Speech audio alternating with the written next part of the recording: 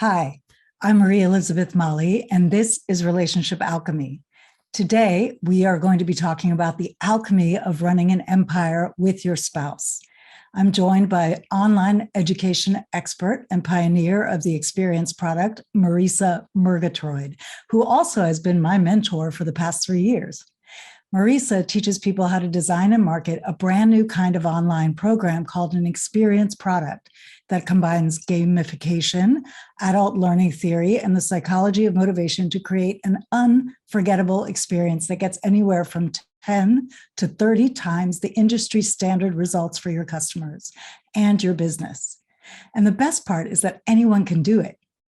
She's on a mission to reinvent online education around the world so results and engagement become the norm and not the exception, to get people so excited about changing their lives that they stop dreaming and start doing.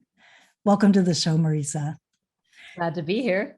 So I wanted to talk with you because I love the way that you and Murray work together. I mean, you work together, you live together, you have such an amazing story, and which we've talked about a number of times over the past 3 years. And I wondered, how do you create a separation when you're living and working and running a 7-figure business with your spouse?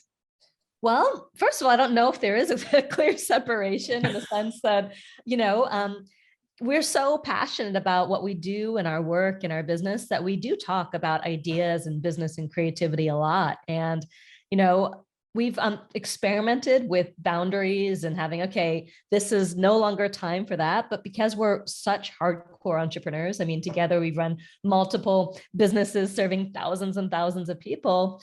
In some ways, it feels a little inauthentic to just be like, okay, well, now we can't talk about this, right? And we're not good with, and both of us as being perceivers and free spirits and Pisces are in the flow of our creativity all the time. And so we take a walk in the morning. We oftentimes talk about business ideas, and we talk about it at other times as well.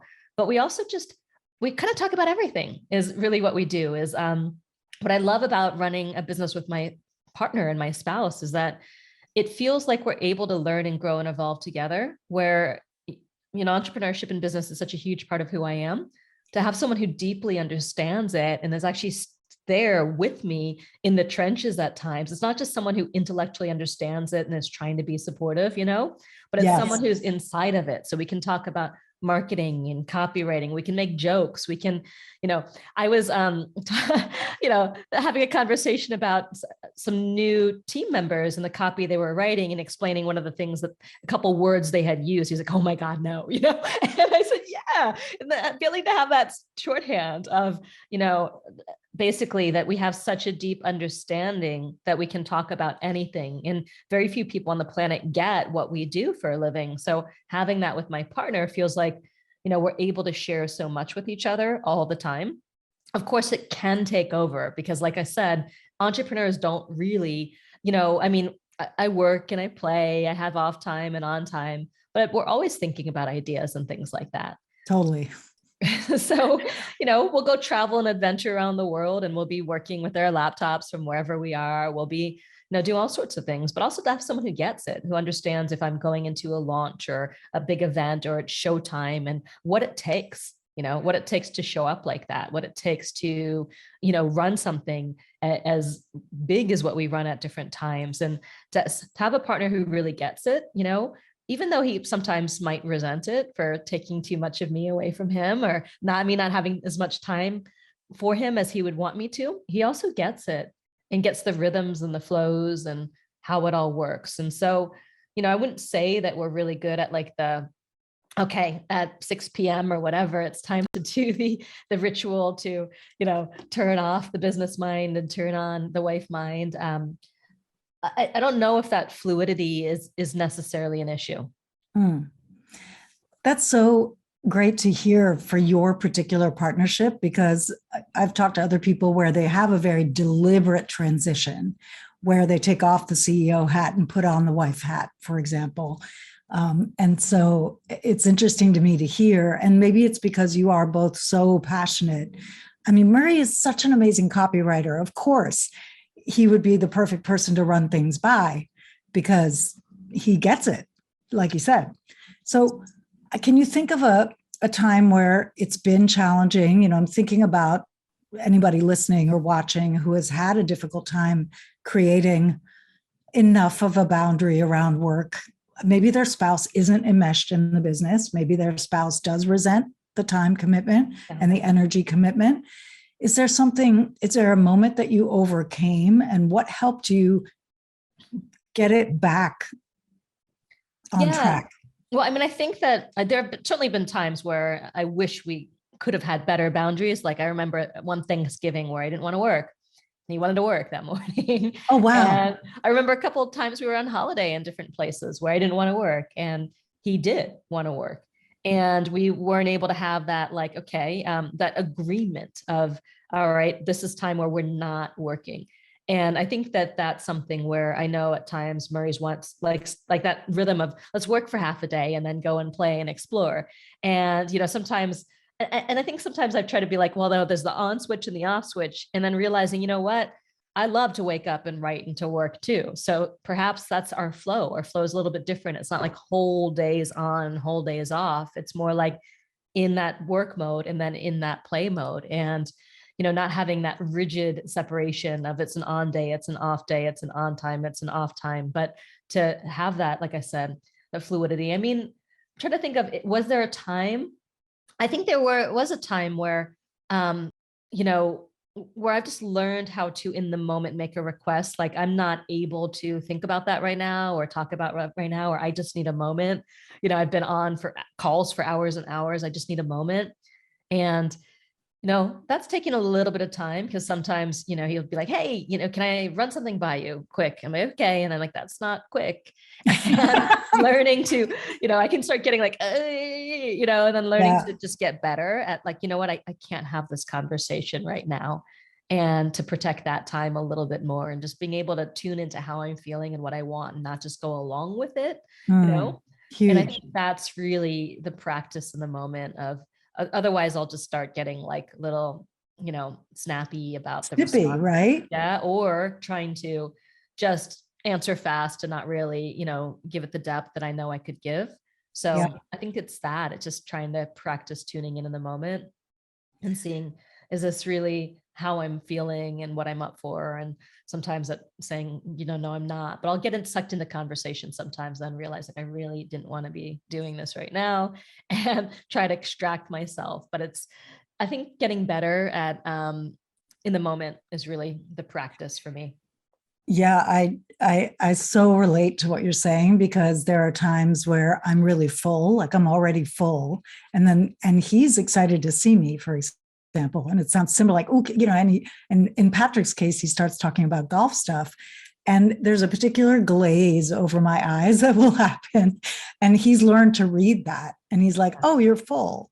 So if I'm not able to catch it and say, you know what, I can't actually take in anymore right now, like I need a minute to empty out, he'll now catch it. And so how's Murray with reading that? Like, do you get glazed and is he able to read it? I do. I mean, I think he can see when I'm really tired, but I think sometimes also, I talk to people all day long, a lot of times on the phone or for half a day. So once I'm done, like at whatever it is, 5 or 6 in conversations, like I don't oftentimes want to do a lot of talking. But sometimes he hasn't talked to anybody all day long. He's like just been waiting for me to stop so he can kind of unload and like share everything that he's been up to. So I think part of that is, we do have different rhythms and flows. So for example, like I like to just wake up and just be in my creative zone and don't talk to anyone for a while. He loves to have that moment when we take a walk and trying to find the right time to take a walk where I'm, at a little pause point and things like that. But we work it out. We always take the walk. We've got the commitment to the morning walk and the commitment to the afternoon walk and just figuring it out and having those moments together. That's really, I love that you have a commitment to get outside too. That sounds like it's also really important for both of you, just to have a little time outside and breathe some air and away from the computers. Yeah. I wanted to talk about your creative zone, because this is one of the things that I most admire about you as a mentor and a business owner, is how protective you are of your creative time. Could you say a bit more about what you do and what it took for you to figure out that that's what you really needed? I think that, well, basically, let me explain the creative zone first. It's when I wake up in the morning, I don't set any alarms. I just wake up, and I'll wake up anytime between like 4:30 and 6 in the morning, right? And, most of the time around 5-ish or between 5 and 5:30, but that's the range. And I am so tapped in. Like when I wake up, I'm just hit the computer and I start writing. And it feels like I can do, almost days of work within hours. And when that time is interrupted, whether I'm being pinged by a team member about something that's just not important, or, even, I don't do any meetings before 1 o'clock in the afternoon. I, will respond to a couple Slacks and things like that, but I really guard that time because if I'm going to be writing an important script or whatever it happens to be, and Murray knows that. So he knows. He wakes up later than he kind of goes into the kitchen, gets his coffee. He usually peeks in the doorway and we hoot at each other, which is a little bit silly, but we call each other monkey. And so we have a little like bid for attention, which is ooh, ooh, and so he'll go ooh, ooh, and just see if it's okay to kind of come in. And usually, even if I'm in the zone, I'll stop. I've learned to just stop for a moment, hold him, and just for a moment, even that moment of a connection, even if it's a minute, it gives nourishment to both of us. And usually at some point too, I'll go up and I'll walk into his office and climb up on his chair and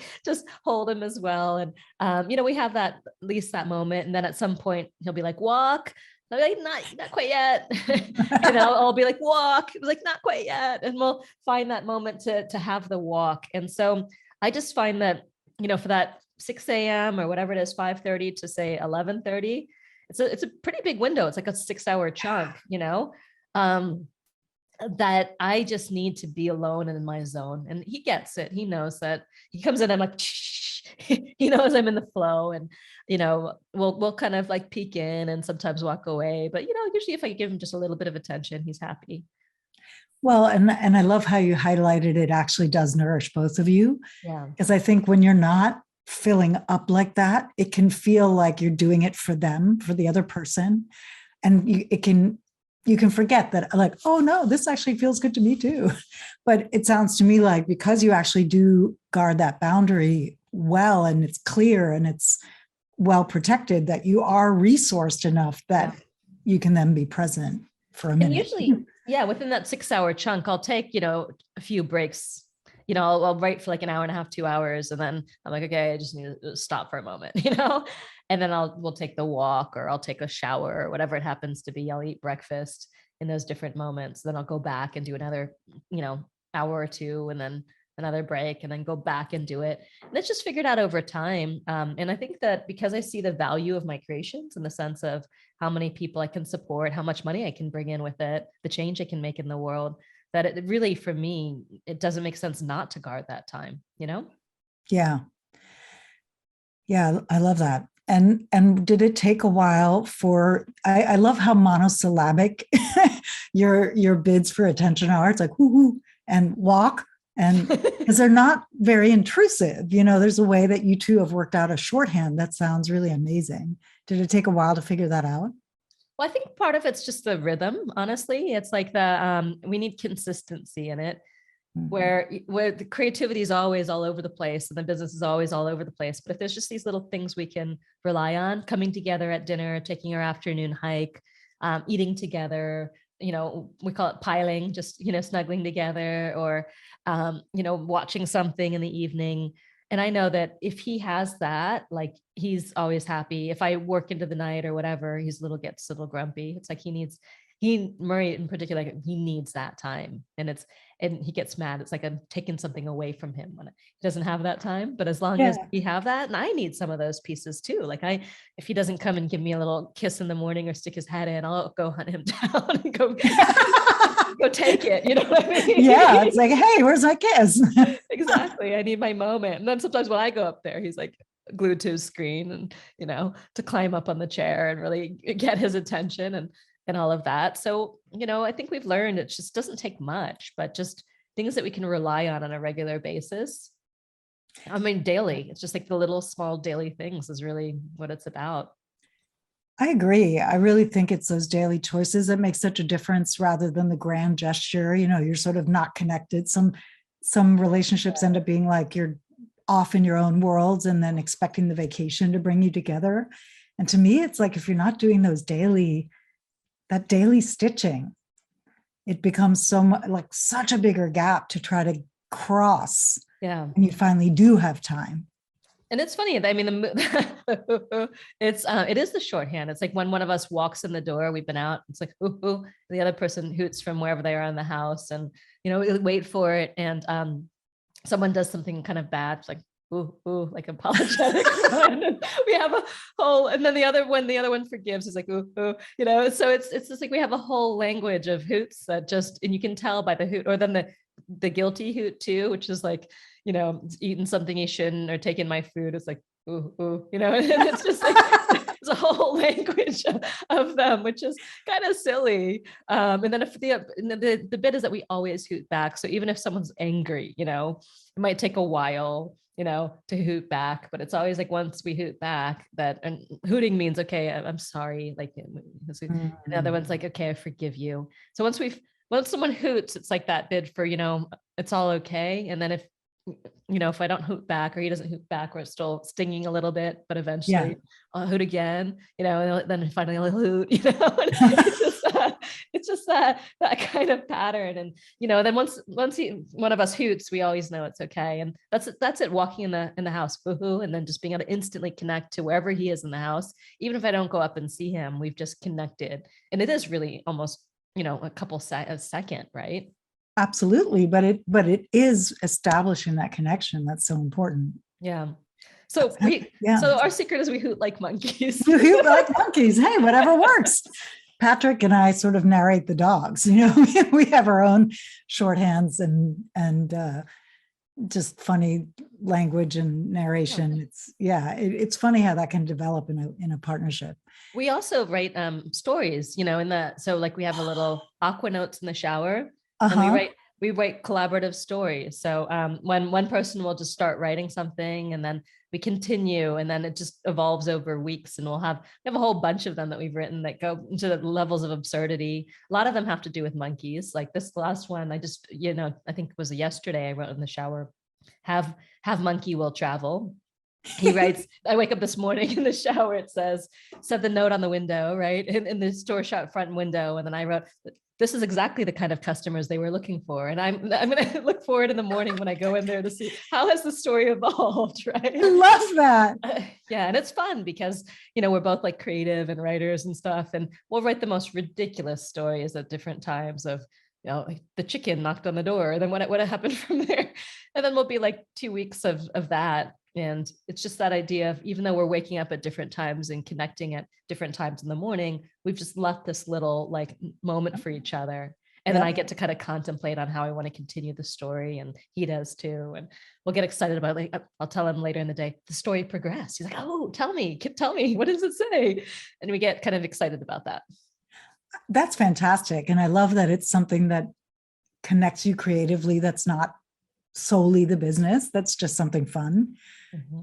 How do you, I'm so curious, does the whole story end up getting written, or do you transfer it somewhere else and erase it? And how does that? Oh, the story gets written, and, over sometimes it's like 4 or 5, 6, 7 little pieces of paper. And then he saves them all. I haven't seen, he ends up taking them and putting them in a drawer somewhere. I don't know where they all are. That's great. But we've written many of them over the years. And, some of them are about, I think the story of, we call them the depot monkeys, which is where all the bad monkeys go, right? So we threaten each other to send you to the depot if you're, whatever it happens to be. But we'll have the story about the depot monkeys, and one of them started a soap business because they were just getting the scraps of soaps and they were stinky and no one wanted to take them home. And then the other ones at Christmas time figured out to put these little, jingle like lights on their tails and bells on their tails. And then they all got adopted. They did dancing for the passersby.